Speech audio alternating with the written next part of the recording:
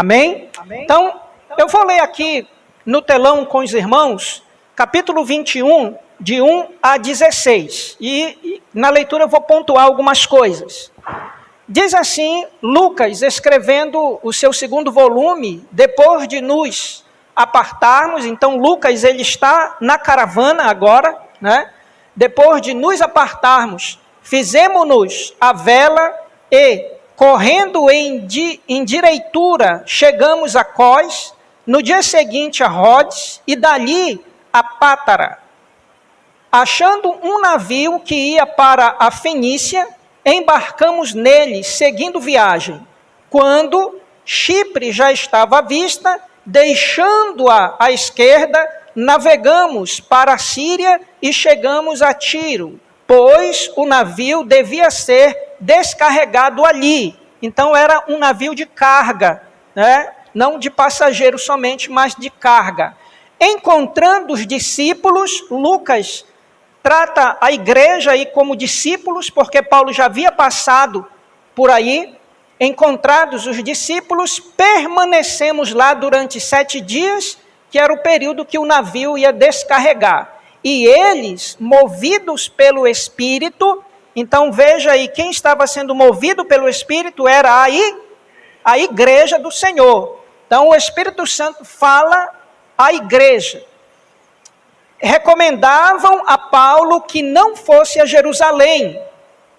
Passados aqueles dias, tendo-nos retirado, prosseguimos viagem acompanhados por todos. Quem são esses todos? Lembram anteriormente aqueles irmãos de Colosso, de Cesareia, daquela cidade da Ásia Menor que acompanhavam em caravana Paulo para guardar a oferta que ele está levando de Corinto para a Judéia? Então são esses irmãos que estão na caravana, acompanhados por todos, cada um com sua mulher e filhos até fora da cidade, ajoelhados na praia, oramos. Quem são esses? A igreja que está na cidade. Amém? E despedindo-nos uns dos outros, então embarcamos e eles voltaram para casa. Ou seja, deixaram Paulo na praia e ali foi a despedida, ele embarcou e eles voltaram para suas casas. Quanto a nós, concluindo a viagem de Tiro, chegamos a Ptolomaida, onde saudamos os irmãos, passando um dia com eles. Então era de parte Paulo como não só um apóstolo, mas como um pastor, um educador, ele está passando novamente por esses irmãos e ensinando, fortalecendo os seus corações com a palavra de Deus. Então, no dia seguinte, partimos e fomos para Cesareia. Então, grave aí essa palavra, é uma cidade extremamente importante dentro daquele contexto. Paulo já passou por aí algumas vezes. E entrando na casa de Filipe, o evangelista, que era um dos 7, ou seja, dos 7 do capítulo 6, quando se escolheu os 7 diáconos, né? Lembram do capítulo 6? Então, Filipe, ele era o vice-líder de Estevão, né? Então, Filipe, o evangelista. Então, agora, Lucas dá uma característica para Filipe. Ele era diácono, ele servia, mas agora, em Cesareia, onde ele mora, ele está evangelizando aquela cidade, que era um dos 7. Ficamos com ele. Paulo ficou na casa de Filipe, porque na casa de Filipe era onde estava a igreja. Tinha 4 filhas donzelas que profetizavam. Lucas não nos informa, né, não nos dá detalhe dessa questão, mas dentro do parâmetro do contexto bíblico, onde nós devemos entender a palavra, lembra de Joel, capítulo 2, onde o Espírito Santo, quando fosse descer, que foi no Pentecoste, capítulo 2, os jovens profetizarão, os velhos terão sonhos. Então essas moças aqui, 4 filhas de Filipe, ajudavam ele na proclamação das boas notícias. Amém? Então, elas ajudavam na evangelização de Cesareia como o seu pai. demorando-nos ali alguns dias, desceu da Judéia. Veja aí, desceu da Judéia, por quê? Porque Cesareia é beira-mar. Daqui a pouco os irmãos vão ter um parâmetro disso. Desceu da Judéia um profeta chamado Ágapo. Esse profeta é a segunda vez que ele aparece no escrito de Lucas. Primeiro ele aparece no capítulo 11, falando sobre uma grande fome que ia acontecer na província de toda Roma, e onde a igreja de Antioquia levanta uma oferta e manda para Jerusalém. Ele retorna ao cenário do escrito de Lucas por talvez duas razões aqui. A primeira, porque Lucas precisava registrar o que Ágabo, estava falando no capítulo 11 e agora no capítulo 21. E a segunda, para se cumprir aquilo que o Espírito Santo já havia colocado no coração de Paulo sobre o sofrimento. E talvez uma terceira aí, fazendo um paralelo com o sofrimento de Jesus na sua crucificação, no processo, e o sofrimento de Paulo na sua viagem, o qual nós lemos no capítulo 9. E aí ele faz isso através de uma mímica, E vindo ter conosco na casa de Filipe, que ele estava hospedado, tomando o cinto de Paulo, esse cinto ele não era de couro, ele era de pano, tomando o cinto de Paulo, cingindo com ele os próprios pés e as mãos, declarou: isto diz quem? O Espírito Santo. Então Ágapo age mediante a orientação do Espírito Santo no coração do apóstolo, para o coração do apóstolo Paulo. Isto diz o Espírito Santo. Você vê que a profecia, os profetas do Antigo Testamento é uma profecia imediata, é o que vai acontecer. Você vai ver também uma característica no profeta Ágapo, que toda a profecia dele é para agora, é para o logo, Então, aqui também não é diferente. O que ele está falando não é algo que é desconhecido para Paulo. Paulo sabe que ele vai passar por isso. O que é que ele está fazendo aqui? O Espírito Santo está confirmando, ou seja, consolando, trazendo conforto no coração de Paulo com relação ao que espera em Jerusalém. Essa profecia também, ela não se dá da mesma forma como Ágapo envolve Paulo com o cinto. Veja aí, e vindo ter conosco, tomando o cinto de Paulo, ligando com ele os próprios pés e mãos, declarou: isto diz o Espírito Santo, assim os judeus em Jerusalém, esses judeus em Jerusalém não são os judeus da igreja onde Tiago é líder, são os judeus, aqueles que perseguem, que vieram da Ásia para Jerusalém para a festa dos judeus. Então são esses judeus que vão perseguir. Vamos ver no nosso próximo encontro, quando Paulo chega em Jerusalém, a igreja onde está Tiago. Tiago não é o apóstolo, porque ele foi decapitado por Herodes. Lembram? Tiago aqui é o irmão uterino de Jesus.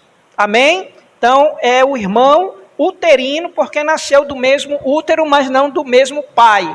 Amém? Então, isto diz o Espírito Santo, assim os judeus em Jerusalém farão ao dono deste cinto e o entregarão nas mãos dos gentios. Então isso aconteceu logo após que ele chega em Jerusalém. Quando ouvimos estas palavras, tanto nós, no caso Lucas, como os daquele lugar, rogamos a Paulo que não subisse a Jerusalém. Então lembram do Pedro? Quando Jesus está dizendo sobre a cruz, e Pedro diz: não, tu não vai para a cruz não te preocupe não.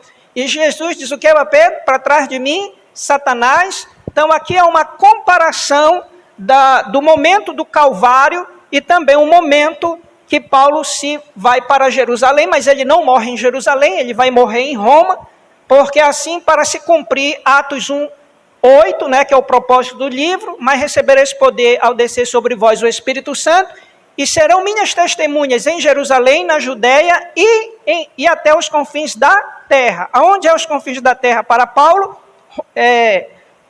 Roma, Ok? Então, ele respondeu: que fazeis chorando e quebrantando-me o coração? Talvez o maior sofrimento para Paulo não foi os açoites, não foi as cadeias, não foi os naufrágios. O maior sofrimento de Paulo era interno, era sofrer pela igreja. Então, era melhor dar 39 menos uma chibatada em Paulo do que a igreja, tentar livrar ele daquilo que o Espírito Santo já falou ao seu coração. Então, é isso que acontece conosco também, Mas nós temos que estar tendo discernimento do Espírito Santo para entender algumas coisas na nossa vida.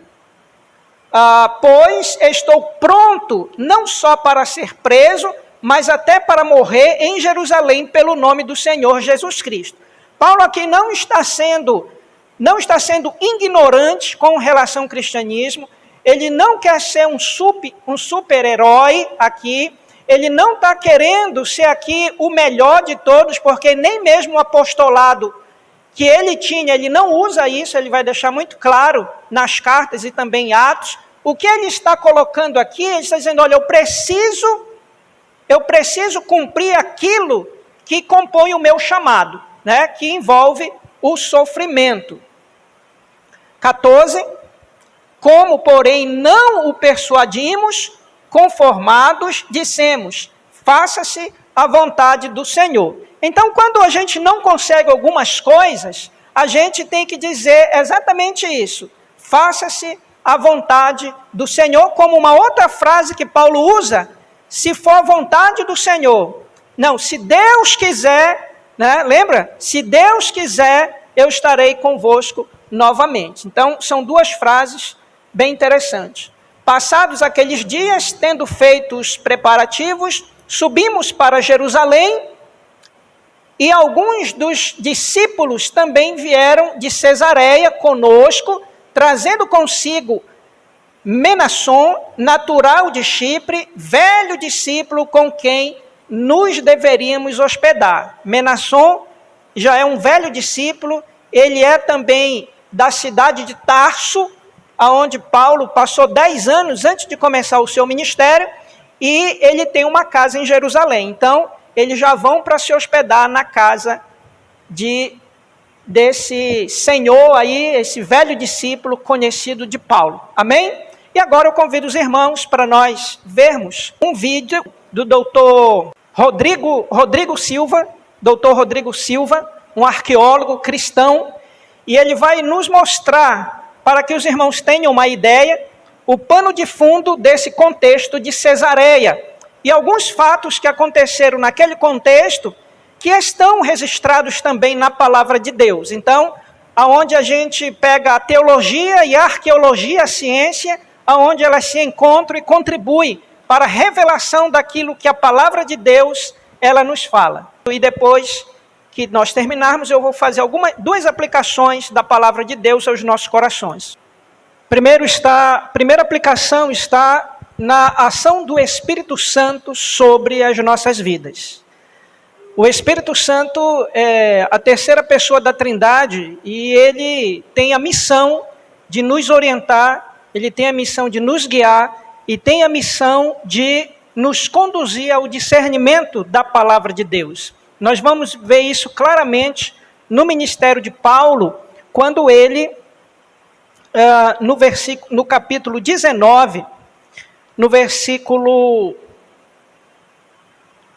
21, quando diz, cumpridas estas coisas, Paulo resolveu no seu espírito ir a Jerusalém, passando pela Macedônia e Acaia, considerando, depois de haver estado ali, importar-me também ir a Roma. Então Paulo, o Espírito Santo já tinha falado ao seu coração de voltar a Jerusalém e de ir a Roma. Então não tinha nada que impedisse Paulo de cumprir aquilo que Deus havia falado em seu coração. No capítulo 20, verso 23, diz, senão que o Espírito Santo de cidade em cidade me assegura que me esperam cadeias e tribulações.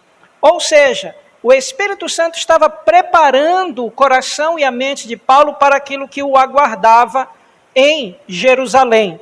Quando vamos ver o final do discurso do apóstolo Paulo com a igreja do Senhor, no verso 36, quando diz: tendo dito estas coisas, ajoelhando-se, orou com todos eles. Houve grande pranto entre todos e, abraçando afetuosamente a Paulo, o beijaram. Então, nós vamos ver também a ação do Espírito Santo sobre a igreja do Senhor. Quando lemos os 2 parágrafos do versículo 20, do versículo 21, de 1 a 4, nós vamos ver no versículo 4, quando Paulo chega na cidade de Tiro e encontra os discípulos.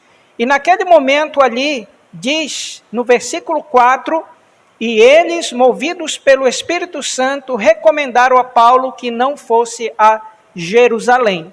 Então, nesse momento, nós vamos ver o Espírito Santo guiando todo o processo da vida de Paulo e guiando também, iluminando a vida da igreja. Nós vamos ver aqui Ágapo. Por que Ágapo aparece no Novo Testamento e pela última vez um profeta era utilizado pelo Espírito Santo como no Antigo Testamento? Porque não tinha ainda fechado o cano bíblico.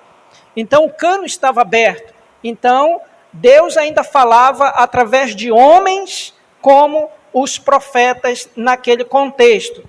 Não vamos nos confundir quando Paulo escreve à igreja de Éfeso, no capítulo 4, verso 11, quando diz que deu uns para apóstolos, outros para profetas, outros para evangelistas, pastores e mestres. Profetas naquele contexto aí é se referindo àqueles que estavam pela igreja, como Ágapo, e hoje todo aquele que prega a palavra de Deus, aquele que anuncia as boas novas do evangelho, está anunciando como um profeta, ou seja, ser boca de Deus.